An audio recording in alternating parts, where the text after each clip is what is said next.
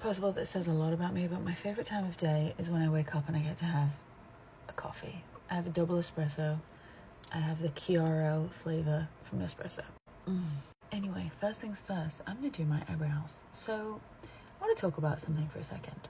Eyebrows, in my opinion, my humble opinion, of 15 years in the industry of doing makeup on myself and other people, actually 30 years of doing makeup on myself, maybe 50, maybe 25, because I'm 40 and I probably started putting makeup on properly when I was like 15. I have a lot of tricks up my sleeve, but in my opinion, one of my most useful that I share, that I don't create because nobody created anything really anymore, everything's been done, is that eyebrows should go on before other skincare products or other makeup products in general. And there's a reason why.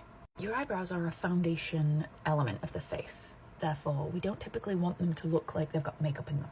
And that's just one point. Ideally, we want your eyebrows to look natural and bushy or fluffy or whatever shape it is that you're wanting to do them in, unless you're going for a really sort of slim 90s skinny brow.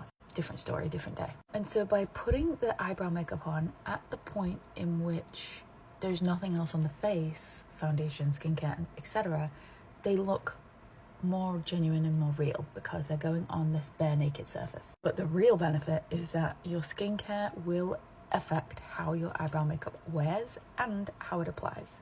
If you have greasy textures from skincare around the eyebrows and then you go to put your eyebrow products on, first, they will not apply as true as they would otherwise, and they probably won't last as long.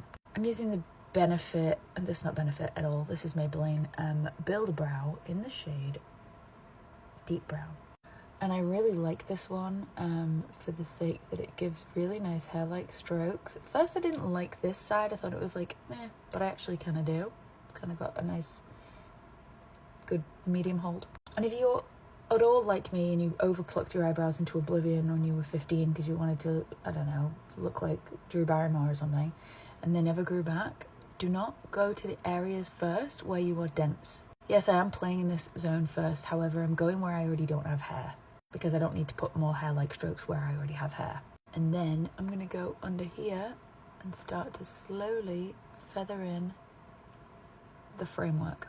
This is quickly becoming one of my favourite brow pens. I also love the one from Brow Aid, and I also really love the one from Bodyography. Brow pens have come a long way in the past few years. I feel like they started with the Ardell Stroker Brow and then Glossier Brow Flick. Brow Blade, I think, is one from what do we call it? Who makes Brow Blade? And, you know, it's all personal opinion on whose is best. I personally just find, for me, when I shop for a brow pen, I want small, skinny lines, I want definition, and I want control. And I feel like I really get that with this one. So I build the framework and then I always do my eyebrows looking straight into a mirror so that I can see both sides as I'm doing both sides. Oh, I need a facial. I never do sort of this because then at that point I can't see what's happening on this eyebrow to make them match.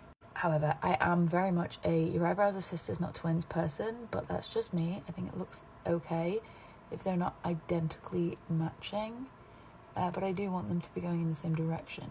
A few little hacks for brow pen usage is always store them upside down in your container, not on a table surface, and definitely not like this because the ink and the ingredients will always be flowing down and not through the tip.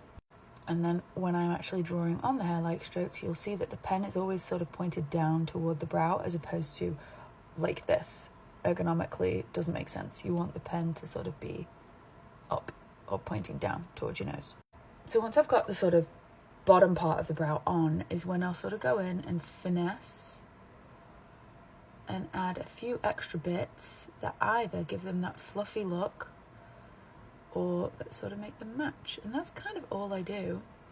I do like to go up into that arch area a little bit and bulk it out slightly. Tarek's waking up. And that side's kind of exactly where I want them to be. And then that's it. I basically do my skincare after this, and then my foundation, and my brows last me all day long, and I love it.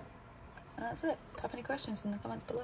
Oh, I will end this video on, I have done microblading, it wasn't for me, and that's all there is to it. Oh, and you know what else a brow pen is really good for? Freckles, not broccoli. Don't waste food. It's ridiculous. Some people have no food.